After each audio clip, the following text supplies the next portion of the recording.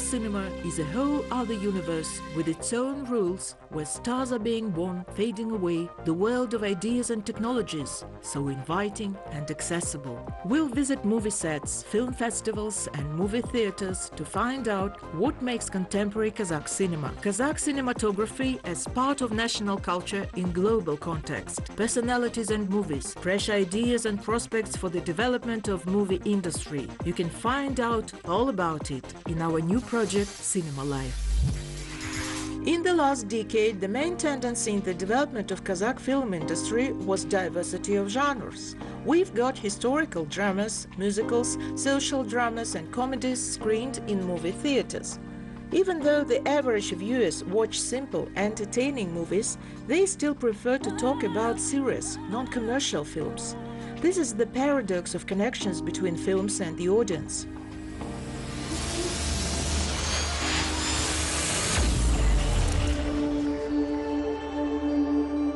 It's very nice to see the whole feeling with people. Today we're screening a movie just like we do every month. How to ensure the audience favors high art? What are the ways to help the viewer turn away from the mass culture, lowbrow surrogates of the film industry? What is the real cinema? This is exactly what Kazakhstani director Yermek Tursunov discusses with his audience. Last year, together with the Abay National Library, he initiated film viewing meetings. I felt that there is a need for some kind of alternative platform where people could watch good quality movies. To say, what you were being fed with is not real cinema. You are being tricked. These are real movies. A place to tell about these movies, who filmed them and how, what was behind the motivation to shoot this film. Here's what's important to me. People are gathering already. See? The audience is packed. The director began celebrated masterpieces of international and national productions. Films like Seventh Samurai by Akira Kurosawa, Gunshot at the Karash Pass, directed by Bolot Shamshiv, 8½ by Federico Fellini, Miloš Forman's One Flew Over the Cuckoo's Nest, and many more. Today's discussion is dedicated to one of the works of Yermek Tursunov himself. I made a proposal: why not screen Kelin? Especially considering a scandalous buzz surrounding it when it was just released. Many wanted to ban this movie. It even came down to hearings in the parliament. Sometimes it is shown on TV, but not fully. Some scenes and even whole episodes are cut out. I said, let's screen full director's version of how you conceived it and shot it. I think the audience will appreciate it and will be greatly intrigued with anything related to this film. Yermek Tursunov is a notable figure in Kazakh art world. He is a journalist, a writer, a playwright. He wrote scripts for many Kazakh films. He wasn't even thinking of directing his own film before. But Kelin has changed his life, became his Rubiko, which he passed by accident. I have a friend, Kyrgyz director Aktan Arim Kubat. He's a very good director, Best Campir and The Light Thief. Have you seen these? One day he came to me, he calls from Bishkek and says, I have an idea. Aktan had told him a real-life story about a shepherd and his wife. They lived high in the mountains and looked after yaks. During one winter, the shepherd dies. His wife can't bury him due to fierce snowstorms and frozen ground, so she leaves her husband in the house until the spring. That's the story. Do you think this can be turned into something? Then he began to think, started writing, and eventually wrote his script for Kelin. It resulted in some sort of my fantasies laid on Turkic mythology. The film Kelin is a story about people who perceive themselves as part of nature. It's the world of ancient shepherds and hunters with their primordial fears, passions and struggle for survival. The action takes place around women, natural and tribal roots. This is a parable based on the ancient Turkic myth about the mother wolf and Tangren ideas about the world order.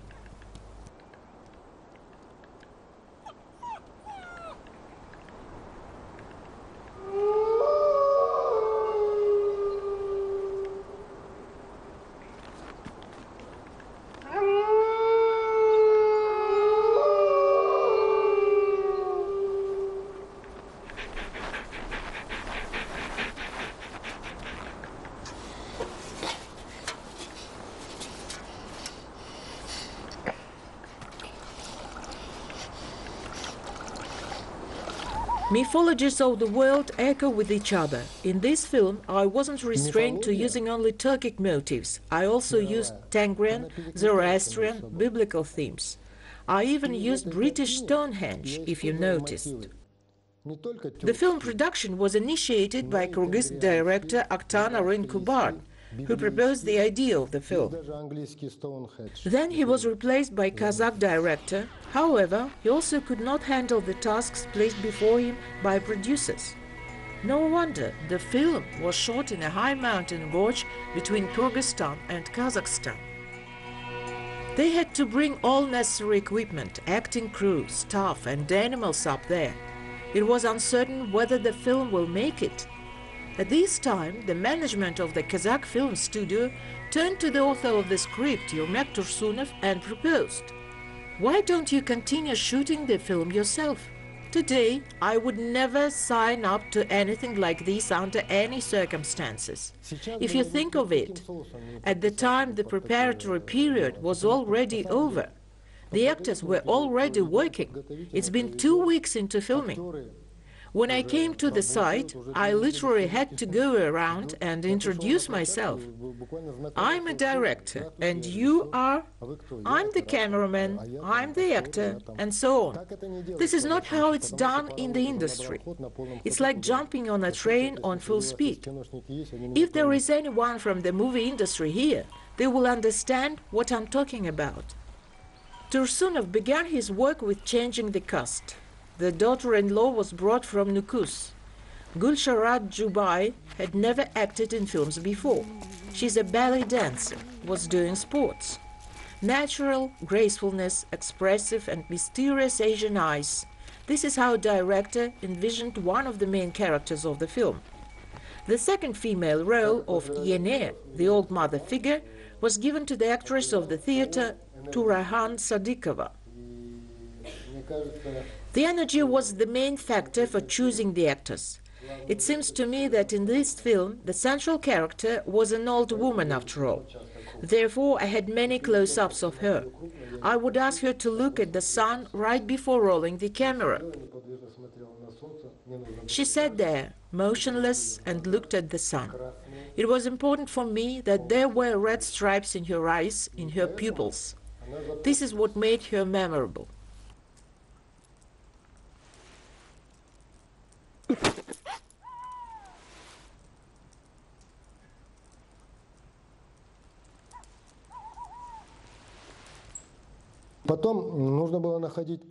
We had to decide on a format of narrating the story. To do that, I took away scripts from the actors, took their text away. This left them completely naked. I remember Mergen Kustaubayev, an actor, saying to me, "How do you expect us to act?" I said to him, "Come closer, tell her that you love her, but without words." He said, "Do what? How? No talking at all?" Yes, no talking at all. And the acting became more interesting.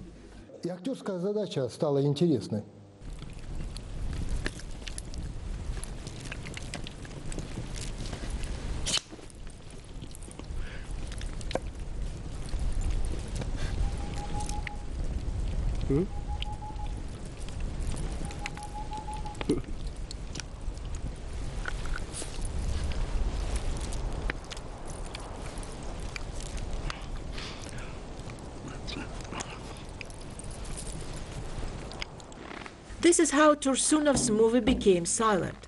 The director continued experimenting. The material began to change and took a new shape.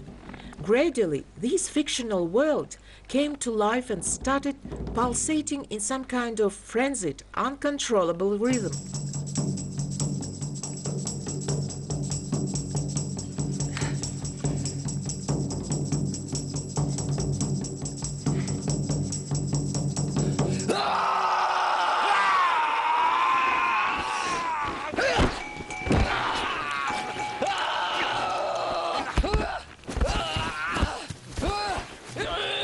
Художником-постановщиком был Александр Николаевич Ророкин. Alexander Nikolaevich Rorokin was our production designer. He is the veteran of our art department. He worked in many of my films. I asked him to recreate the pre-Turkic times, something like Altai Tengranism. He rummaged through the mountains of literature. There is a scene when the mother draws some signs of her deceased son's body.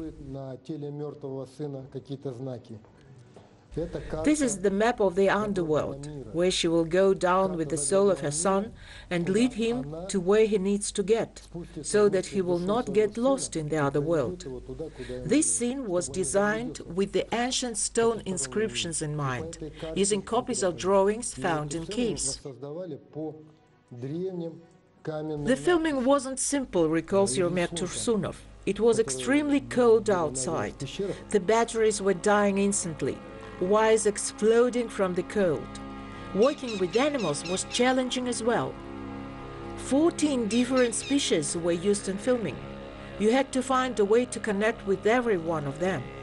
One moment and the wolf ran off to mark the territory.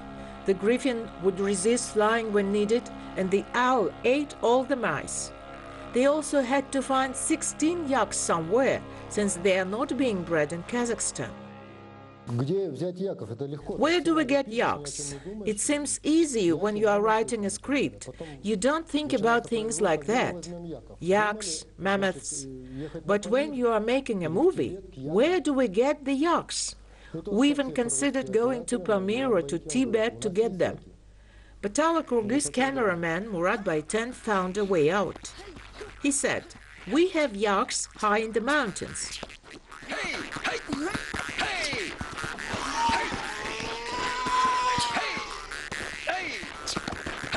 It was a while until the film was finally released. A one-year delay resulted from the Council of Experts not liking scenes with nudity. In their opinion, the erotic scenes were too explicit, and the film itself was perceived as a challenge to public morality. To protect the film from unfair attacks, the director added a caption, Altai, 2nd century AD. I stick to my myths and declare that these are my fantasies about the myth. I wanted to make a universal story. This is not about the Kazakhs, but about the Kazakhs among many more. This is a universal story. To me, this is important. The film was shown in Italy and Japan, in Greece, and in the US, and in Canada, and in Israel, and everywhere people accepted it and said, "This story is about us."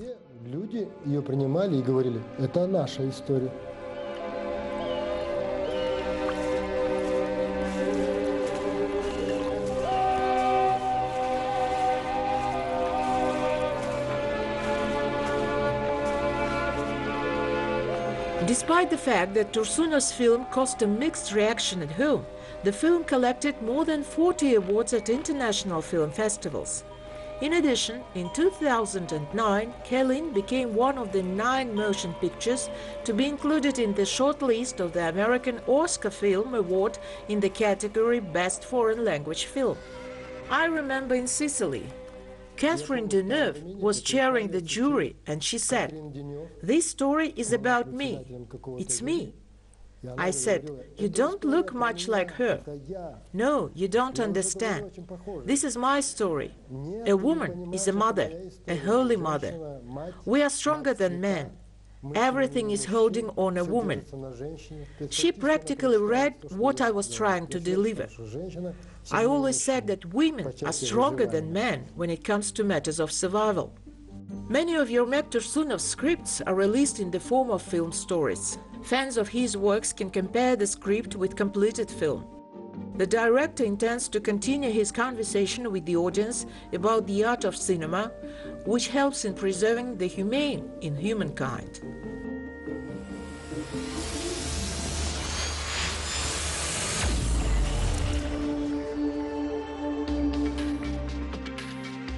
Over 30 private companies are engaged in film production in Kazakhstan, including television series.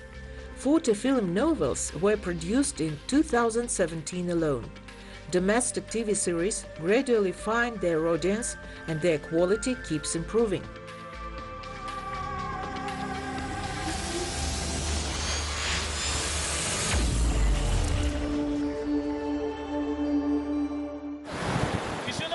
Quiet on set, camera rolling, action.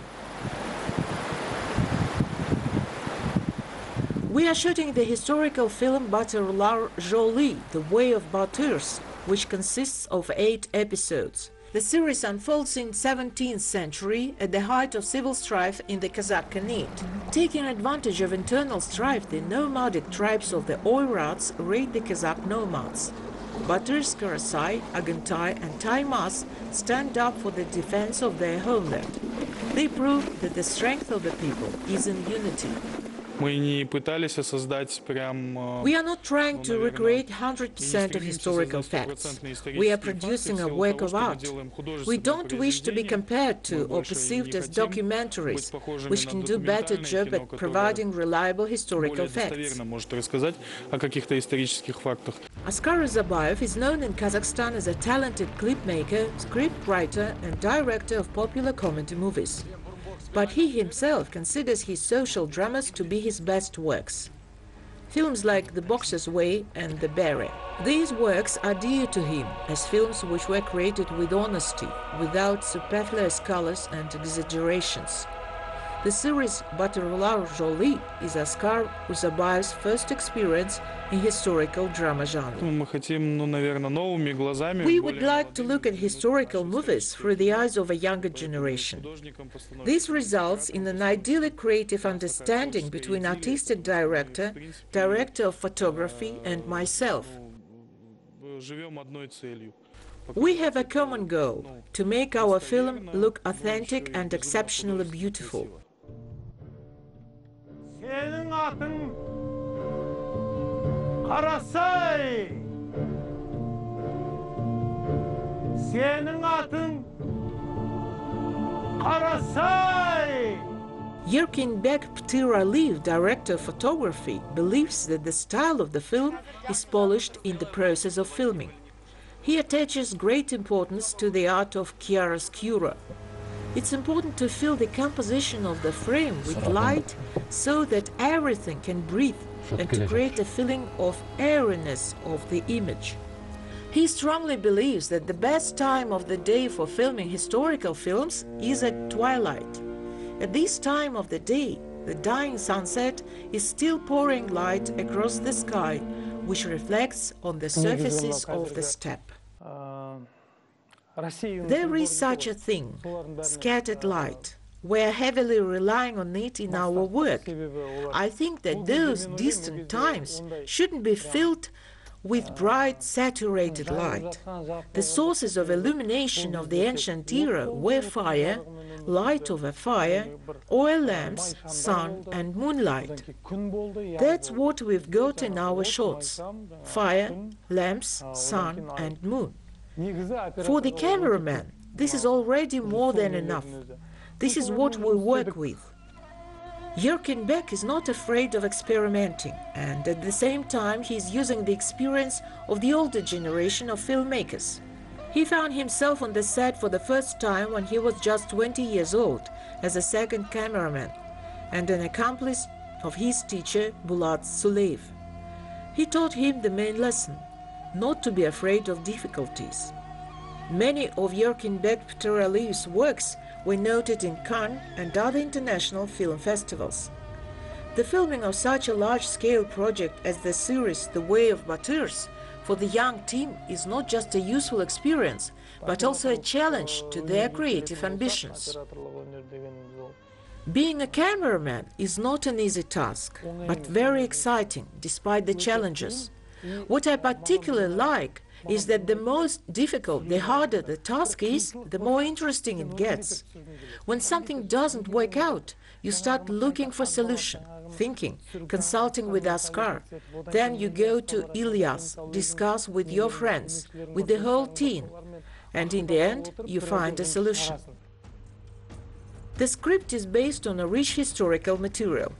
In 1643, during the Battle of Orbulag, 600 Kazakh warriors led by Karasai Batyr and Jangir Khan held back the onslaught of the 20,000 soldier army of the Dzungars. But the most memorable feat of Karasai Batyr is the rescue of the heir Jangir Khan. After the death of Yesim Khan, the Oirats attacked his stakes and kidnapped the prince. Karasai Batyr decided to sabotage the operation. Together with a friend, Agintai Batyr, the warrior attacked the stake of Kontaishi, freed the future Kazakh Khan, and in addition, stole the prettiest wife of Oirat ruler.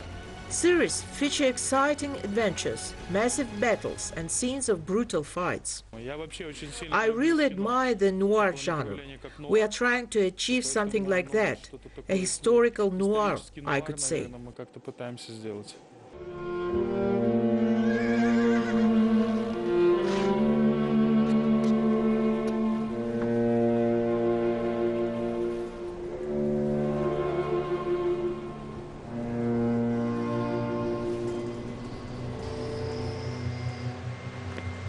The artists have spent a lot of time and effort in studying ancient engravings and miniatures, revising paintings of famous artists to recreate the atmosphere of the medieval era. Some of the exhibits were taken from museums, others were made by hands. The workshop, where armor and weaponry are created, is working hard in an intense rhythm.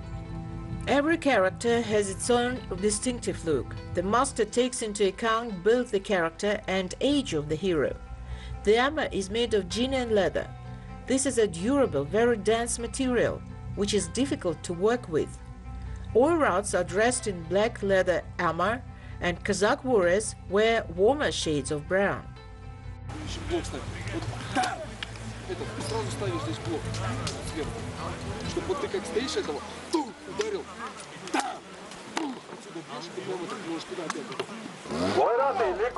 Oirats rejoice. The cast of this project involves many actors beginners, but some names are well known by the public. The main heroes of the teledrama were performed by Nazar Sultanbayev, Ashim Ahmetov, Jandos Aybasov, Moldur Mekinbayeva, Yergali Tulibayev, and Duligak Molda. Jaydarbek Unguzhinov directed the stunts and fighting scenes. Get ready, quiet on stage, action.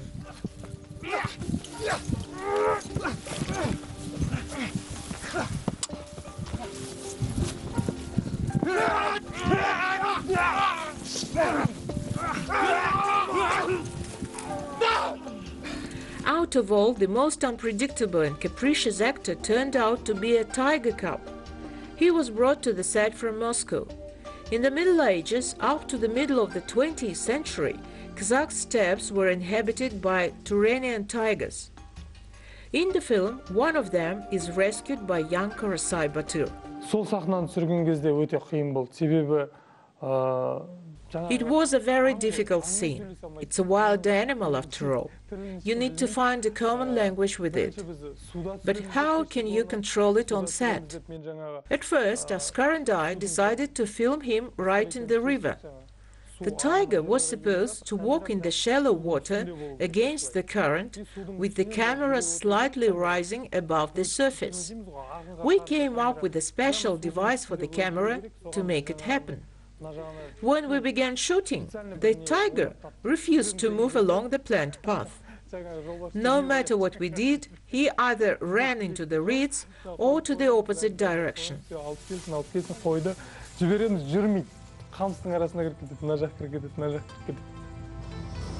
In the end, the tiger performed its part. After all, this series is primarily about friendship, unity with nature, and love for our native land. The project will allow the audience to better understand the history and culture of the Kazakh people.